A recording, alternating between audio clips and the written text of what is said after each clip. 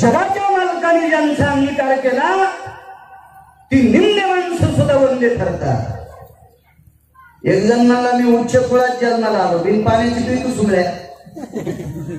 उच्च कुळ कोणी कोण घालतो? विश्वाच्या मालकासमोर उच्च नीचपणा नाही. तुम्ही केला हा शहाणपणा, तुम्ही केला शहाणपणा. ब्रह्मांडाच्या मालकाकडे चांगलं वागणं हा मोठेपणा आहे. किती जरी चांगल्या कुळात जन्माला आला असेल आणि नालायक जर पीत असेल तर त्याच्यासारखा हलकट जगात कोणी आहे. काय करायचं त्या दोन चुकून? तुम्ही आम्ही समाजात वाढीत टाकलेली माणसं जगाच्या मालकानं आपली शिकेली. कोण कोण? अजामेळ फिल्ली दारिणी कुंडी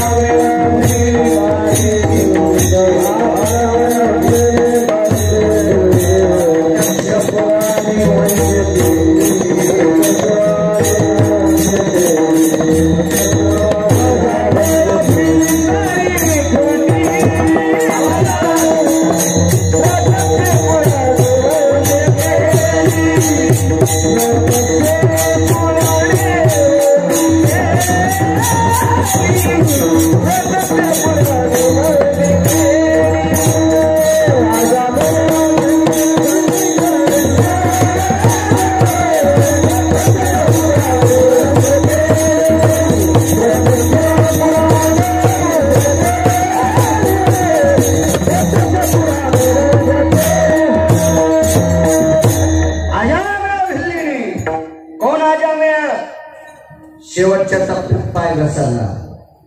ए शुक सांगत से परीक्षिता ऐके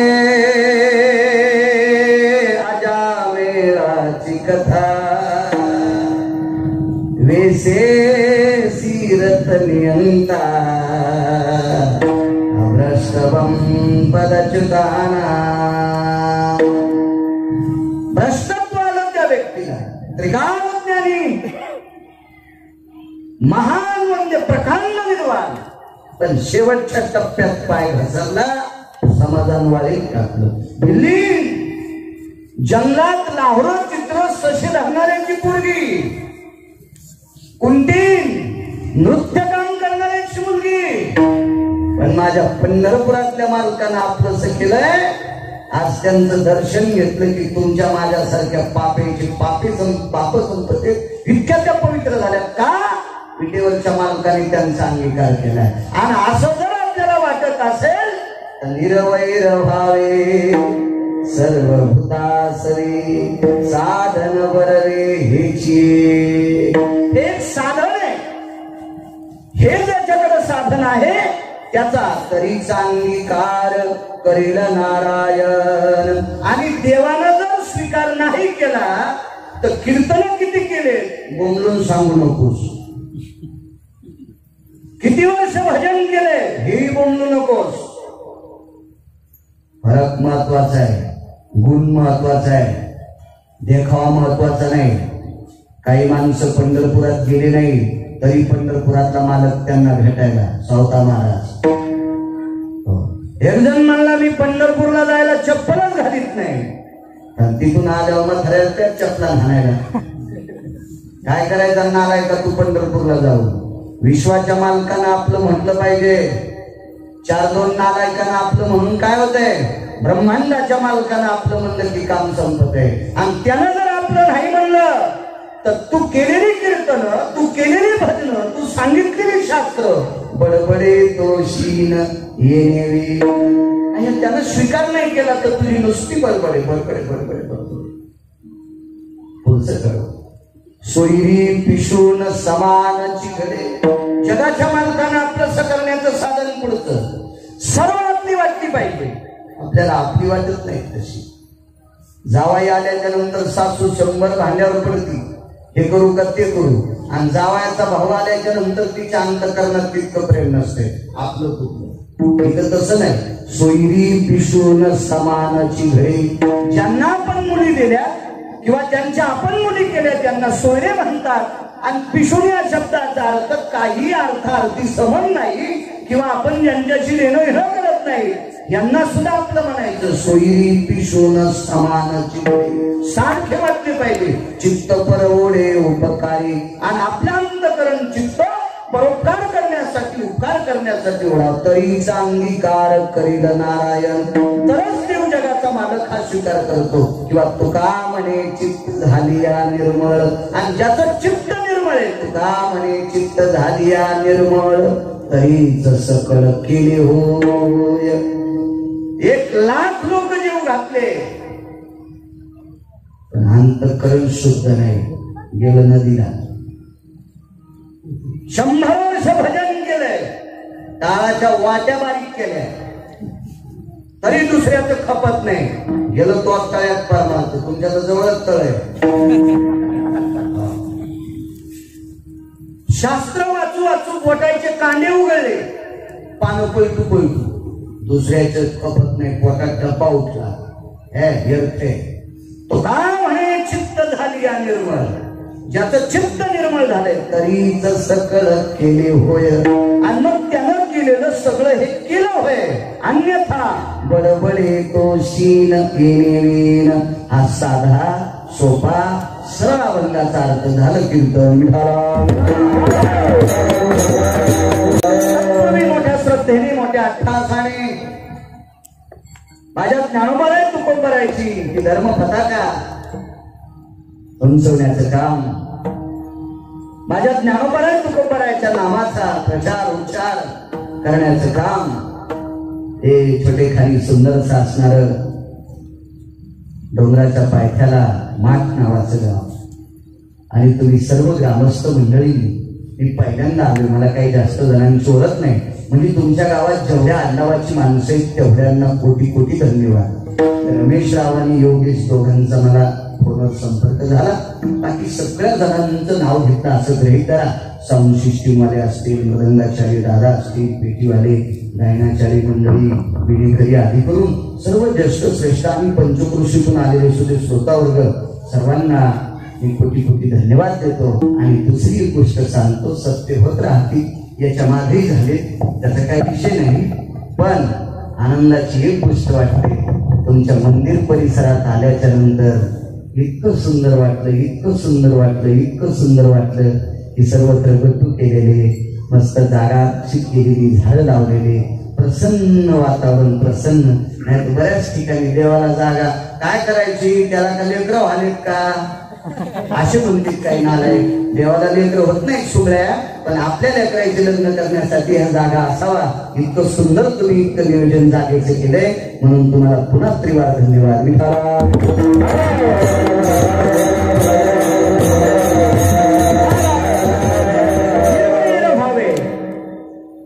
माझे तुकोब करायला सांगतात, अंतःकरणात वैर नसावा,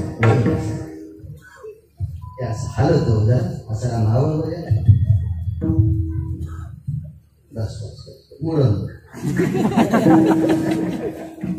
निर्वैर व्हावे. श्रीमंत श्री जगद्गुरु तुकोबराय यांना प्रश्न केला, महाराज पण वैर अंतःकरणात ठेवल्यावर होतंय काय? आम्हाला जर त्याचा सिद्धांत पुरावा लक्षात आला आणि जर भीती वाटली तर मग आम्ही अंतःकरण निर्वैर करू. पण काय होतं वैरानं? महाराज म्हणले, वैर केल्यानं जेवढा नाश होतो तितका नाश कशानेच होत नाही. नाही करायला पाहिजे. अंतःकरणात ईर्ष्या नसावी, द्वेष नसावा, नसावा मत्सर, वैषम्य नसावं. पण काही काही माणसं हलकट ते खडकाला लावतात की होतंय काय वैर केलेलं. माझ्या तुकोबरायाने एक सिद्धांत दिला. भगवान प्रभू रामचंद्र वनवासाला चालले.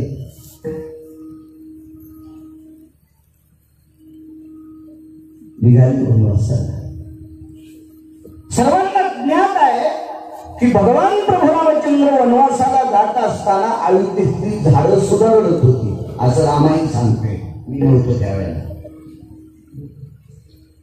पाषाण ही पाधरती विहंगमा धेनु वत्सरुदन करती विहंगम म्हणजे पक्षी, धेनू म्हणजे काय, वत्स म्हणजे वासरू. गाई वासरू सुद्धा लढायची. काय प्रेम असेल त्या प्रभू रामचंद्राचं त्या नगरीच्या लोकांवर, काय राजा असेल तो. आणि भगवान प्रभू रामचंद्र जात असताना वनवासाला सर्व अयोध्या फायदा मिळते. त्या ती दशरथ राजा किती रडत असतील, तो पुत्र आहे त्यांचा. जाता जाता आपल्या पित्याचं दर्शन घेतलं. वय वय लक्षात ठेवा, वय किती विचित्र असते, किती विचित्र. तुम्ही ऐकलं असेल, पुरावा नसेल, पण बशीनं मला उभं केलं ना, मला आता सांगणार. दर्शन घेतलं आणि निघाले प्रभू. दशरथ राजाने सुमंताला सांगितलं, सुमंत, दोन गोष्टी रामचंद्राला बोलायच्या.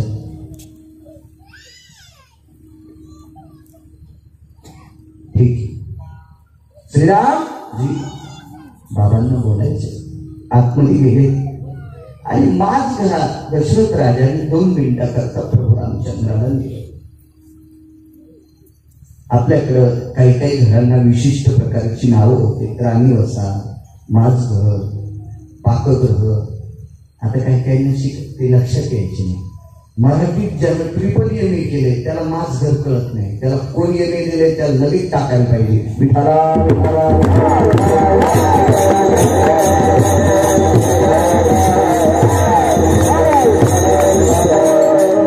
आपल्याला ते इंग्रजांचा पगडा असल्यामुळे जास्त ते डोक्यावर आहे आपल्या.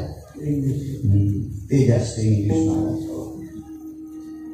एकाला विचारलं पाकगृह,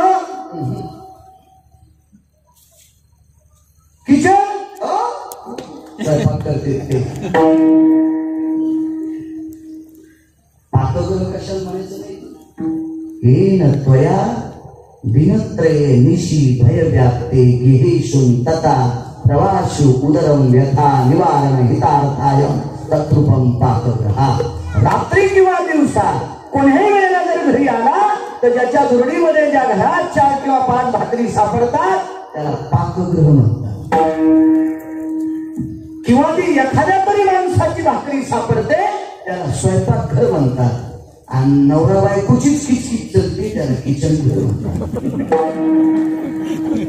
माईला बापाला सुद्धा भाकरी नाही, फक्त दोघांचीच 2च तोंडण खिचडी बोलणं, त्याला किचन म्हणतात. किचन हे ज्या त्या वागणुकीनुसार नावं ठरलेली असते. हल्ली तशा वागणुकी झाल्या त्याच्याकरता ती नावं पडतात. माझ घरात नेलं आणि ज्या वेळेला माझ घरात गेल्याच्या नंतर प्रभू रामचंद्राचा हात धरला. वनवासाला जातात वय 14 वर्षाचा वनवास आहे, पण लागले 14 वर्ष 22 दिवस. ठीक आहे, मार्ग कोणता पकडलाय? इथून शरयूच्या तीरापर्यंत जाणार आहे. ठीक आहे. आणि कानात एक वाक्य सांगितलं, वनवासात जात असताना किष्किंधा नावाच्या नगरी जवळून जा. ठीक आहे, निघाले प्रभू. सुरू झाला वनवास आणि किष्किंधा नावाच्या नगरीत पोचले. ऋषमुख नावाच्या पर्वताच्या जवळ माझे मारुती राय, सुग्रीव, नळनीळ आणि जामवंत या 5 लोकांची भेट झाली पंपा सरोवराच्या ठिकाणी. वालीचा आणि सुग्रीवाचं बांधलंय. वैर किती चित्र असतं पा. निर्वैर भाव्या निर्वैर. दोघांचं भांडण इतकं इकोपाला गेलं, इतकं इकोपाला गेलं. एका नालायकानं भावाची पत्नी सारप केली आणि त्याला काढून दिलं. त्याचं नाव वाली. वालीला वाईट म्हणण्याची माझी लायकी नाही. सांगतो वाली हा किती नालायक होता मी पुढे तुम्हाला सांगणारच आहे.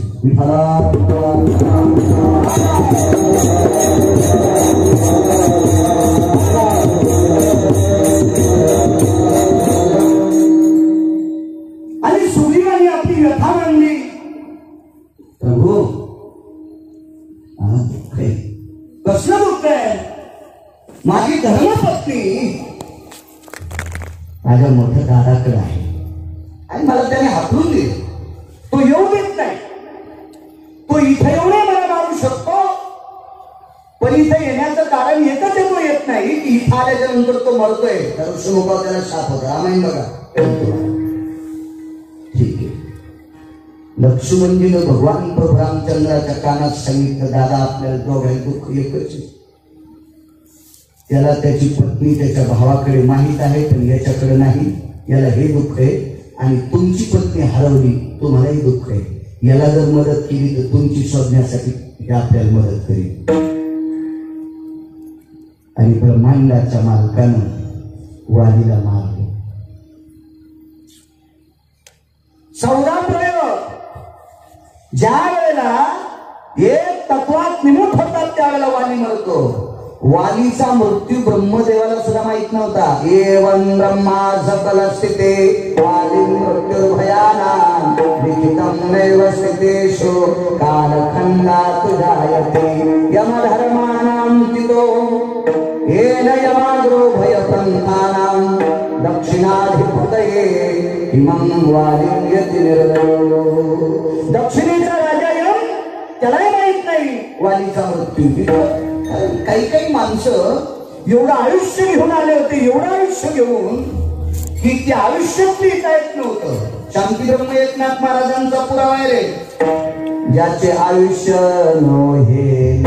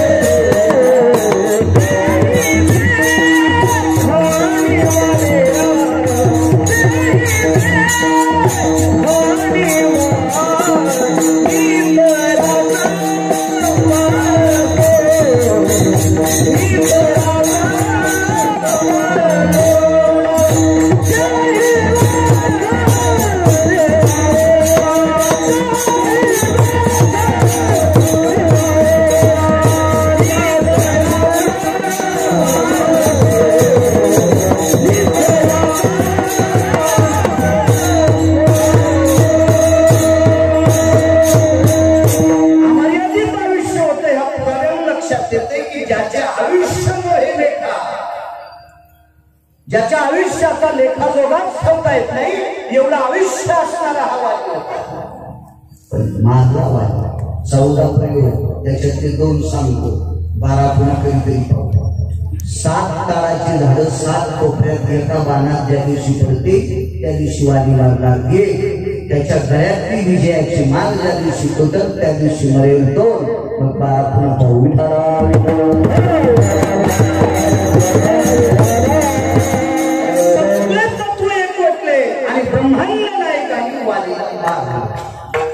सिद्धांत 14 बुद्धीचं एक शास्त्र आहे.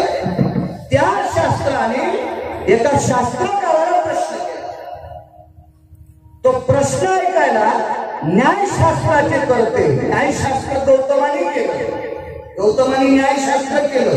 ब्रह्मदेवाचे जावाई त्यांना गौतम म्हणतात, अहिल्याचे पती. गौतमाने न्यायशास्त्र केलं आणि सांख्यशास्त्र करत्याला कपिलाला प्रश्न केला. सांख्यम ऋतुभयाना कपिला भयस्तो.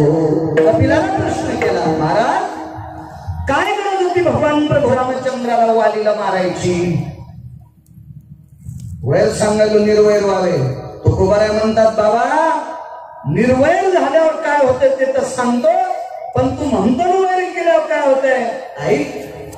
प्रश्न केला, ब्रह्मांडाच्या मालकाला पक्क माहित होत सीताराम म्हणले हे तुम्हाला करण्यासाठी राम त्याला कुठं कळत नसतोय आपली मंडळी कुठं नेली म्हणून. मुंगी के पाव में घुंगरू बाजे.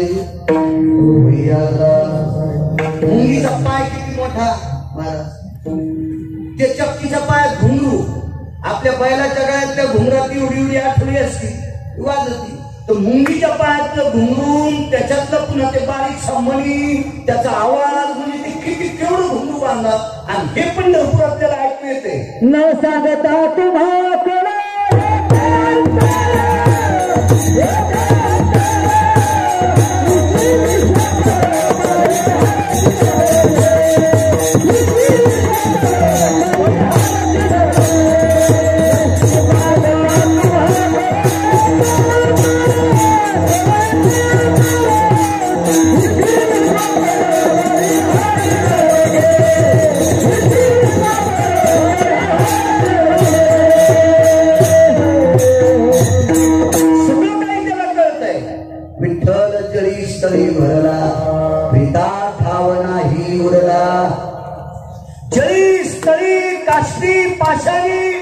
सर्वत्र देव आहे.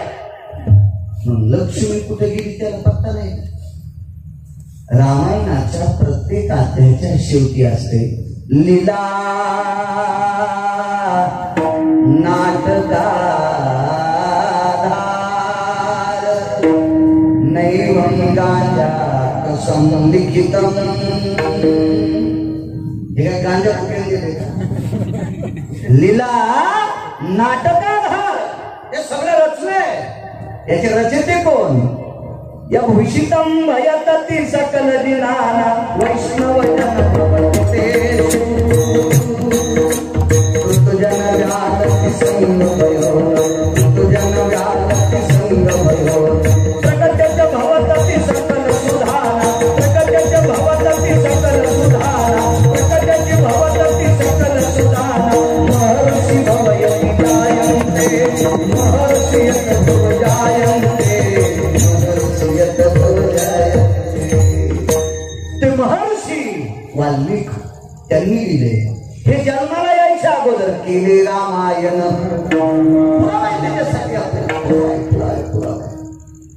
मग माहित होत सीता कोणी नेली? त्या लंकेतल्या नालायकांना. काही काहीला रावणाविषयी प्रेम आहे म्हणून मला रावण म्हणावं लागते, नाही तर मी त्याला घरी रावण्यात म्हणतो. आमचं पोरग सुद्धा काल परवा लॉकडाऊन मध्ये टीव्ही आणली. माझ्याकडे टीव्ही पण नव्हतं. लोक टोमने हाण लागले म्हणून आणली, नाही तर मला काही आवडत नाही. माझ्या डोक्यातच टीव्ही कशाला ते काकाला बघायचं, पण आणली. आमचं पुट्ट रामायण पाहताना ते पण म्हणते बाबा ते रावण्या बाबाचं शिकलं ते. त्यांना नाही त्याला चांगलं म्हणून वाटत का? मी ज्या संप्रदायाचं काम करतो त्या संप्रदायामध्ये स्वतःची पत्नी सोडून दुसऱ्या माऊलीकडे वाईट दृष्टीने पाहणाऱ्याला चांगलं माहित नाही. जायो तू माते डकरी सायास आम्ही विश्व.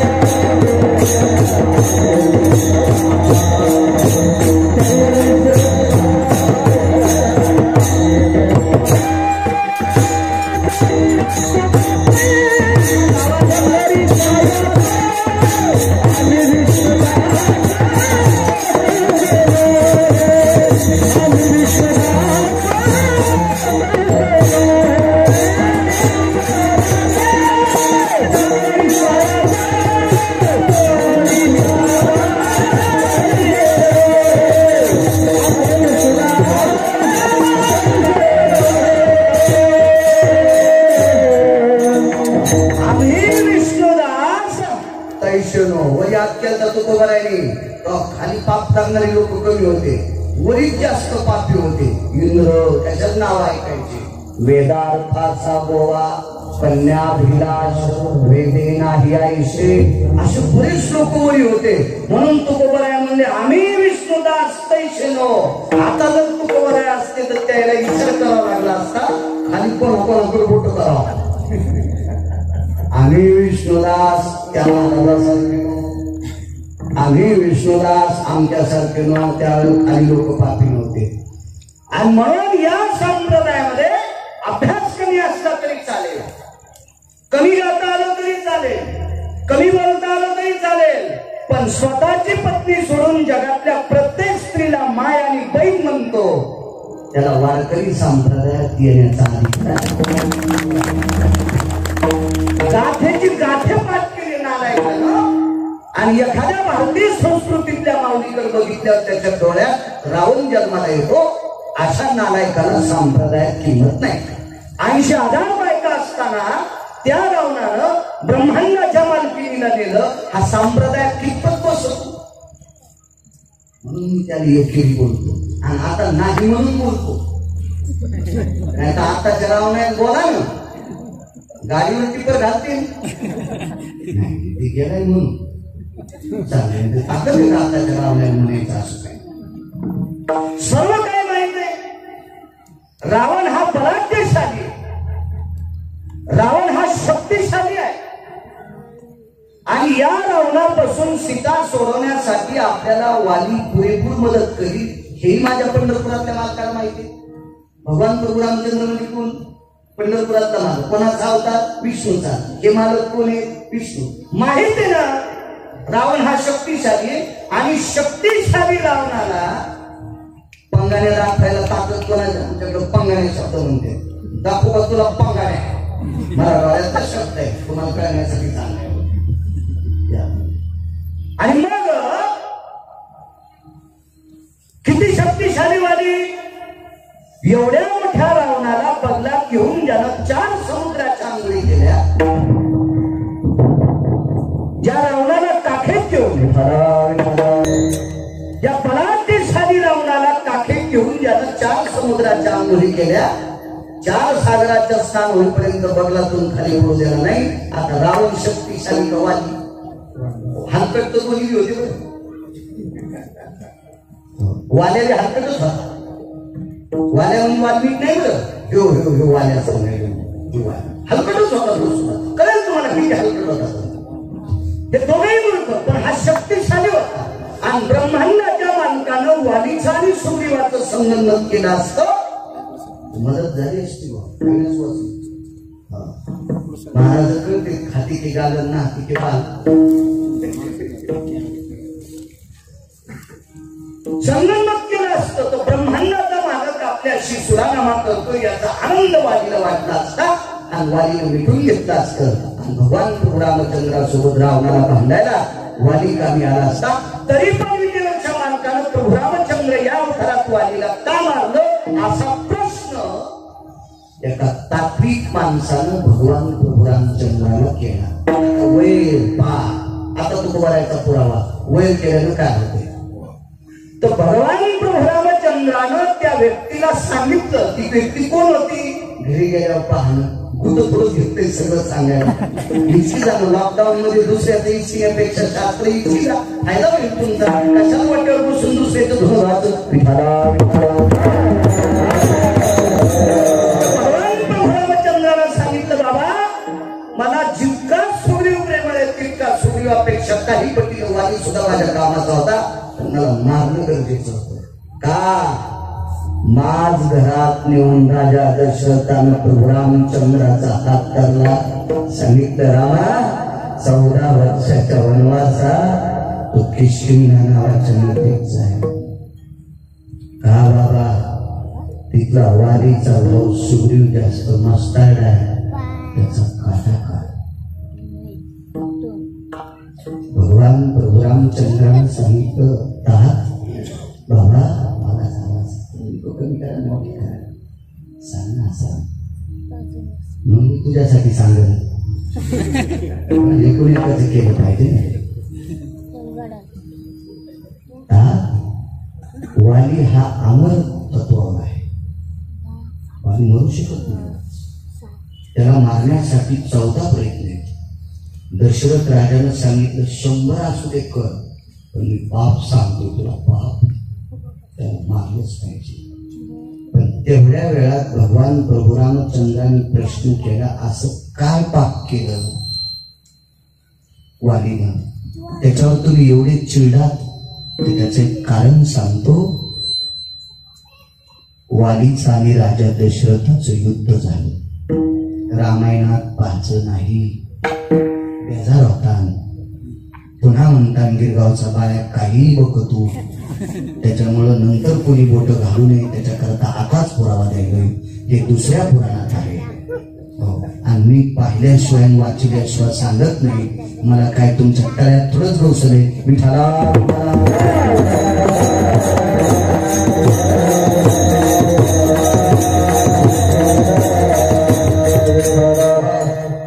असं काय वैर आहे?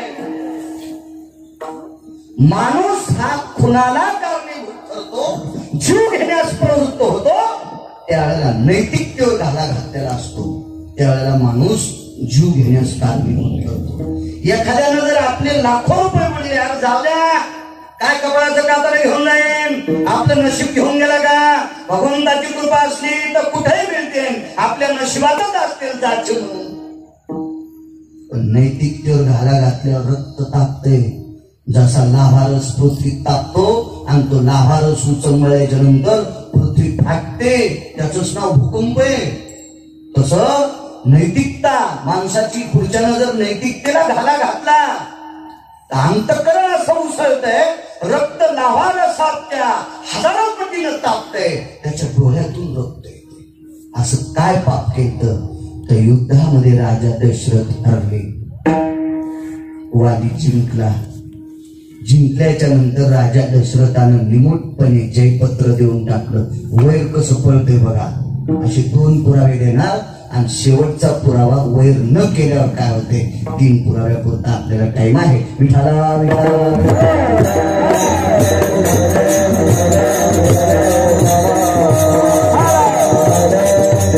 जयपत्र दिलं. वालीनं सांगितलं, अयोध्या नरेश, आवाज, अयोध्या नरेश जी, मी जिंकलोय, तुम्ही हरला, मला तुमचं स्वराज्य पाहिजे. दशरथ राजा हा सूर्यवंशातला राजा आहे आणि सूर्यवंशातले राजे जीव गेला तरी हरकत नाही, पण खोटं बोलत नाही. असं एक पुरावा सांगतो. प्राण जाय परी वचन न जाय. मी त्या वंशातला राजा आहे, मग मला तुमचं स्वराज्य पाहिजे. दशरथ राजा हुशार आणि चाणाक्ष राजा आहे, शूर राजा आहे. किती शूर सांगतो तुम्हाला. स्वर्गामध्ये मेल्यावर जात असते, मेल्यावर 5 लोक मनानं जात होते, त्याच्यापैकी 4 राजे आणि 1 तुकोबा आहे. मानव देह घेऊन निज धामा गेले. निळोबारांचं वाक्य. त्याच्यापैकी राजा दशरथ हा स्वर्गात अमरपुरी स्वतःहून जायचे, अमरपुरीत पण. आणि त्या ठिकाणचा 33 कोटी देवांचा राजा दशरथ राजाला पाहिलं की खुर्ची सोडली. इतकी ताकद. म्हणून तर 3.5 वर्ष बंद पडलेला पाऊस बायको घेऊन गेले. शुक्राचा हस्त काढला, मग पाऊस धोधो पाडला. 2 वेळेला आवर्षण पुराणात. एकदा आवर्षण पडलं त्यावेळेला न्यायशास्त्र करते आईनेचे पती गौतम यांनी साडी पेरल्या, तुमच्या माझ्यासारख्यांना जगवलं. आणि 3.5 वर्षाचं आवर्षण पडलं त्यावेळेला राजा दशरथानं वरी जाऊन युद्ध केलं. हस्त काढला शुक्राचा आणि पाऊस पाडला. इतका शूर राजा आज हरलाय. राज्य पाहिजे वालीला सांगितलं तर वालीला सांगितलं, पशुयाम भव व्याप्तियम किष्किंधा नरेशा यत् मानवाभयम राजा श्रेयम सिंहासना विपतये. काय सांगितलं? तुम्ही राजा पण पशूंचे राजे, वानर पशूचे आहे महाराज, आणि मी अयोध्येचा राजा मानवांचा राजा आहे. पण तुम्हा पशूंना मानवाचं राज्य काय करायचं? वाली जास्त खवळला. निर्वैरा वैर केल्याने काय होते बघा. म्हणून तुकोबारामध्ये वैर करायचं नाही.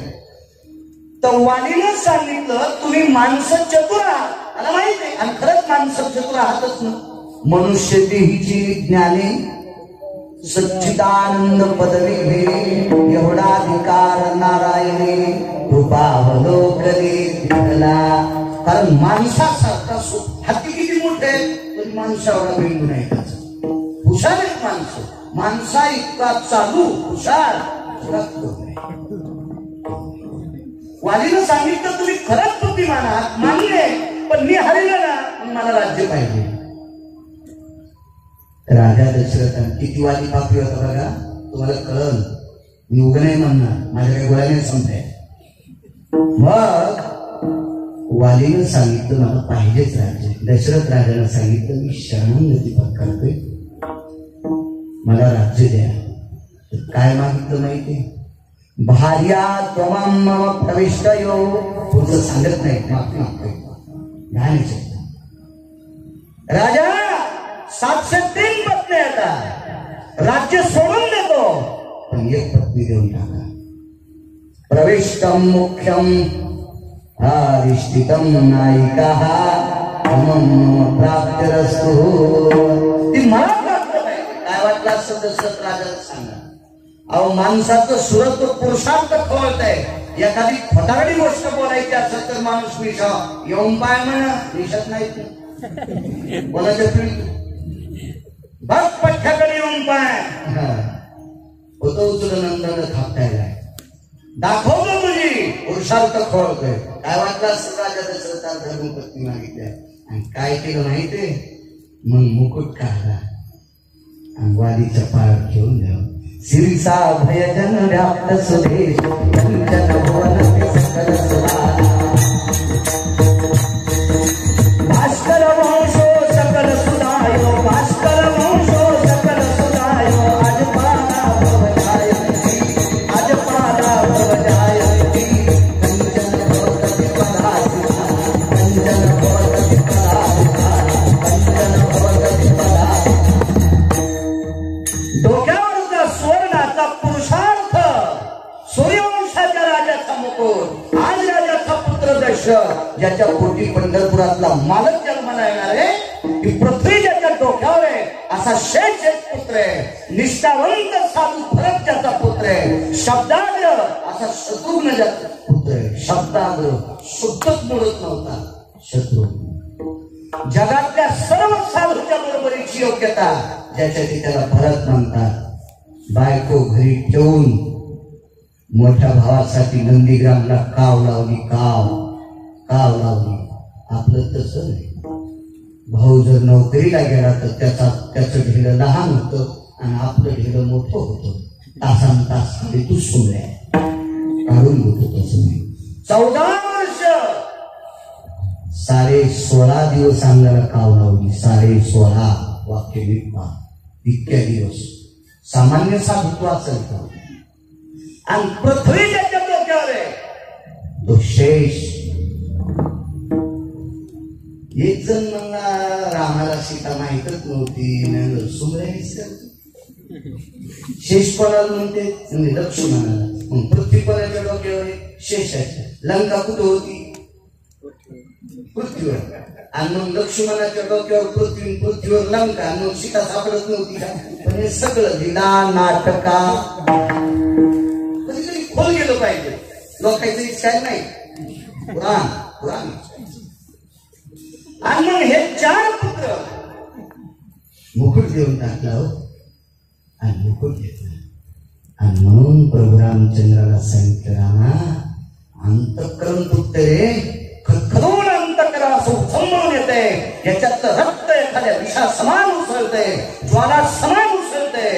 बेट्यानं तुझी आई मागितली आणि म्हणून बेट्याचा काढा काढ. माझे तुकोबरा म्हणतात, सूर्यवंशातले राजीव सत्यवादी तरी पण नैतिकतेला घाला घातल्याच्या नंतर वय उचंबळतय. तर तुमच्या माझ्यासारखे पावला पावलाला पापी येत किती वय उचंबळण. युगात झालेलं वैर कायम स्वरूपी मुठीत गाठ बांधली.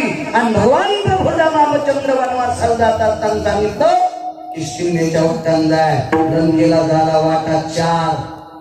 धरली की शिंदेची वाट. महाराज हे मागचं पाप होतं, मागचं वैर होतं. हे वैर पूर्णत्वाला नेण्यासाठी जगाच्या मालकानं किष्किंधा नरेश वाली मारला.